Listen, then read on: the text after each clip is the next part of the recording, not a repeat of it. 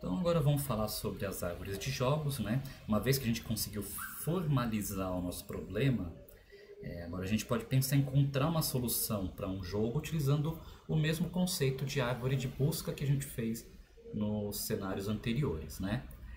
Quando a gente pensa em um único agente, a gente tem essa árvore de busca tradicional, que eu começo de um nó que é o estado inicial e eu vou expandindo, né? Aqui no caso eu estou expandindo em profundidade até que eu encontre um estado terminal que é a solução do meu problema, né? Então, os nós terminais nessa árvore, eles contêm uma outra informação além do estado, que é a utilidade desse estado, né?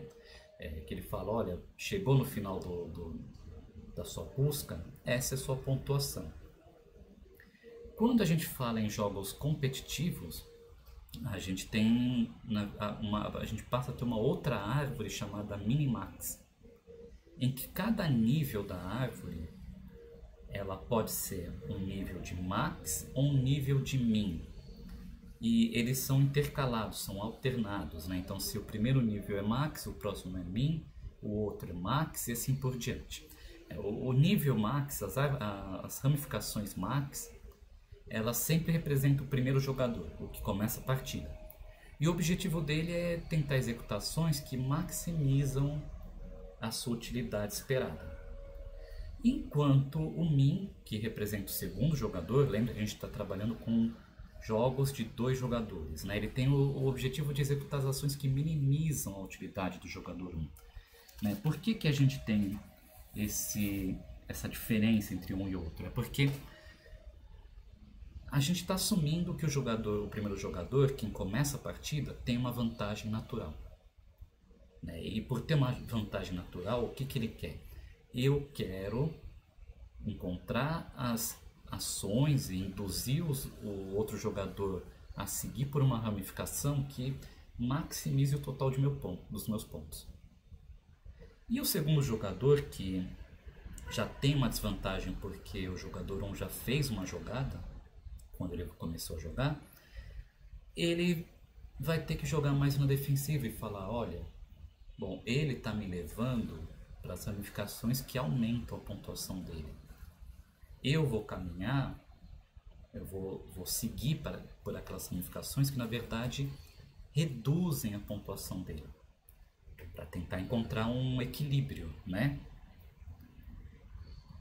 Então a ideia geral é isso, né? Eu estou num jogo competitivo e se existe uma ação ótima do jogador 1, uma ação perfeita, né? O jogador 2 quer evitar que ele faça essa ação perfeita, que faça essa política perfeita. Então ele vai, na verdade, executar uma ação que atrapalhe que ele siga pelo melhor ramo possível, pelo melhor caminho possível. E como a gente está falando de jogo de soma zero, quando você minimiza a utilidade do seu adversário, é a mesma coisa que maximizar a sua própria utilidade. Né? Então imagina que você tem um jogo que as únicas pontuações possíveis são -1 e 1.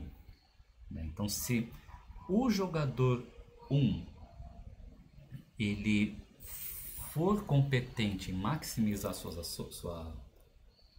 sua utilidade, ele no final vai ficar com um valor 1.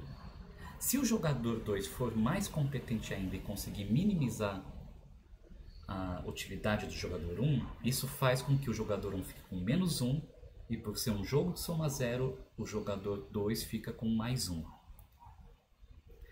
Então aqui tem uma ilustração de uma árvore max-min para o jogo da velha. Então estado inicial, tabuleiro vazio. E aí você começa, então aqui é o ramo do max, ele tem essas possibilidades de ações a serem feitas, né? Então tem 1, 2, 3, 4, 5, 6, 7, 8, 9 jogadas possíveis. E aqui vai ser a vez do jogador 2, que tem agora 8, né? Para cada um desses nós ele tem 8 possibilidades. E se eu for desenhar a árvore inteira, em certo momento vai chegar nesses nós terminais, que representam o fim da partida e que tem uma pontuação associada. Então aqui o jogador 2 ganhou, a utilidade é -1. Sempre a utilidade aqui que a gente está armazenando é o do jogador 1. Aqui teve empate, é 0 a utilidade. Aqui o jogador 1 ganhou. Deixa eu ver, ganhou aqui na diagonal, né? Então ele consegue um mais 1, né? E o grande segredo é que se você tem toda essa árvore na memória, você consegue propagar essa pontuação para cima, né? Então digamos que você tem um certo momento aqui, que aí você tem 3 escolhas de utilidade, -1, 0 e mais 1.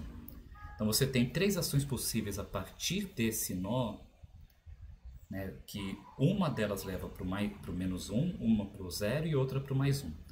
Você sendo o jogador 2 e querendo minimizar a utilidade, você vai escolher essa jogada aqui, né? Então, como consequência, se o jogo chegar nesse nó, a utilidade vai ser -1, porque o jogador 2 vai escolher esse aqui, ele não tem por que escolher os outros dois, né? E digamos que aqui só existem 2 expansões, que é o 0 e mais 1. O jogador 2 também quer minimizar, então ele vai escolher o 0. E aqui, por ser o jogador 1, ele vai escolher esse caminho ou esse caminho, o maior deles. Então ele vai falar, bom, se eu vier por aqui, com certeza eu vou ficar com -1. Se eu vier por aqui, eu fico com 0. Não é o ideal, não é mais 1, mas é o melhor que eu posso fazer. Então ele escolhe esse ramo aqui. Então esse é o caminho quando 2 jogadores ótimos estão jogando.